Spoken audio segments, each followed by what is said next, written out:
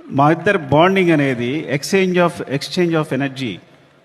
తనతో మాట్లాడుతున్నప్పుడు, తన సీన్ చెప్తున్నప్పుడు నాకు ఇచ్చే ఎనర్జీ. ఎప్పుడైనా ఒక సీను రావాల్సిన పోరాటం చేస్తాడు. మీరందరూ ఒక ఫైట్ కోసమో లేదా సీక్వెన్స్ కోసమో కాదు, ఒక ఎక్స్ప్రెషన్ కోసం ఫైట్ చేస్తాడు తను.